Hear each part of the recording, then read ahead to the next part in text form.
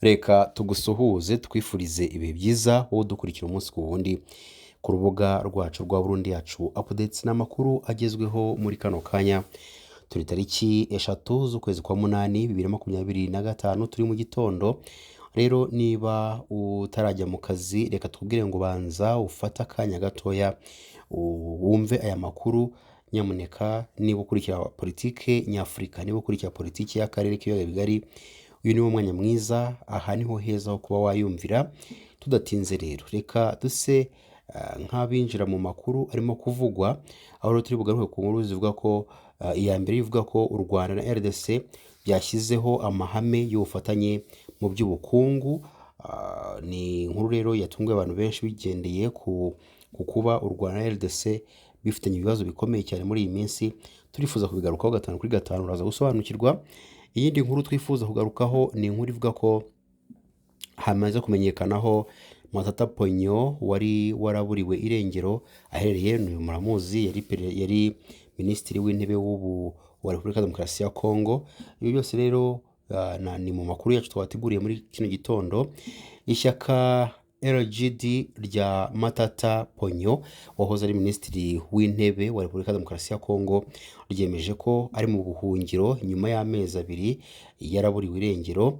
Matata Ponyo Mapon wabaye minisitiri wa RDC hagati ya 2012 na 2016 yaburiwe irengero muri Gicurasi uyu mwaka nyuma y'amasaha make akurikiranyweho n'urukiko rushinzwe kurinda itegeko nshinga muri RDC rwamukatiye imyaka igera ku 10 yo gukora akazi cyangwa se gukora imirimo y'agahato.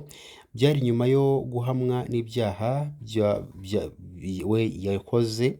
Rero ngo yakoze icyaha cyo kunyereza amafaranga y'amadolari y'Amerika agera kuri miliyoni 245 yaragenewe umushinga wo kubaka icyanya cy'inganda zitunganya umusaruro w'ibikomoka ku buhinzi cya Bukanga Ronzo. Umunyamabanga mukuru w'ishyaka LGD Franklin Chamala ku wa gatanu tariki 31 Gicurasi yabwiye abanyamakuru ko Matata Ponyo ameze neza cyane aho ari mu buhungiro.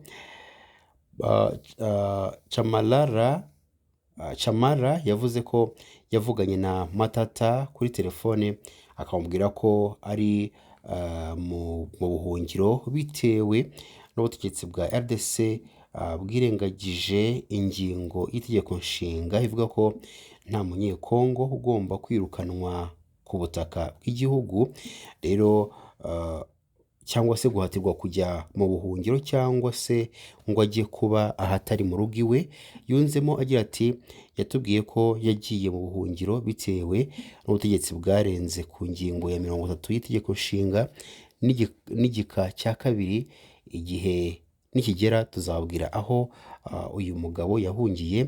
LGD yatangaje ko Matata azakomeza guharanira ko amategeko ya RDC yakubahirizwa afatanije n'abandi banyapolitiki baba abari imbere mu gihugu cyangwa se bari hanze yacyo. Iri shyaka nubwo ritaratangaza aho uyu muyobozi waryo aherereye, amakuru avuga ko ubwo yahungaga yanyuze mu mujyi wa Brazzaville agakomereza i Buruseli mu Bubiligi, aho kuri ubu ngubu birimo biravugwa ko yaba aherereye. Naho ku nkuru ivuga ko Leta Zunze Ubumwe za Amerika yamaze gutangaza ko u Rwanda na Repubulika Demokarasi ya Kongo byashyizeho amahame agenga ubufatanye mu by'ubukungu mu karere ka Afurika y'ibiyaga bigari. Iyi ntambwe yatewe tariki ya 1 Kanama 2025 hashingiwe ku masezerano y'amahoro i Washington. Ibi bihugu byombi byagiranye tariki 27 Kamena bifashijwemo na Amerika. Biragaragara ko nk'uko byagenze mbere y'isinywa ry'amasezerano y'amahoro muri Kamena, amahame u Rwanda na RDC byashyizeho tariki ya 1 Kanama ariyo azashingirwaho mu isinywa ry'amasezerano y'ubufatanye mu by'ubukungu. Minisitiri w'ububanyi n'amahanga wa Amerika yasobanuye ko aya mahame ariyo u Rwanda na RDC bizagenderaho mu guteza imbere ubukungu n'imibereho y'abaturage. Ibi rero bizagerwaho binyuze mu bufatanye, iterambere by'urwego rw'ingufu, ibikorwa remezo, ubucukuzi bw'amabuye y'agaciro, urw'ubuzima, ubukerarugendo, kugenzura za pariki n'ibindi. Minisitiri w'Ububanyi n'Amahanga n'Ubutwererane w'u Rwanda Ambasaderi Olivier Nduhungirehe tariki 30 Nyakanga yasobanuriye abadepite ko u Rwanda na RDC biteganya kugirana amasezerano yihariye y'ubufatanye mu by'ubukungu. Minisitiri Nduhungirehe yagize ati azaba ari amasezerano yihariye bya bindi by'ubufatanye hagati y'impande zombi. Kongera agaciro amabuye y'agaciro biracyaganirwaho. Turizera ko n'impuguke zizumvikana kuri aya masezerano kugira ngo ashyirweho umukono mu bihe biri imbere. Mbere y'uko u Rwanda na RDC bishyiraho amahame y'ubufatanye mu bukungu, tariki 31 Nyakanga byahuriye mu nama ya mbere y'urwego rushinzwe kugenzura iyubahirizwa ry'amasezerano y'amahoro yabereye i Washington. Inama y'urwego yateguye indi izaba tariki 9 Kanama izahuza abagize urwego ruhuriweho n'umutekano, ruzaba rushinzwe gukurikirana iyubahirizwa ry'ibikorwa byo gusenya umutwe w'iterabwoba FDLR no gukuraho ingamba z'ubwirinzi ku ruhande rw'u Rwanda.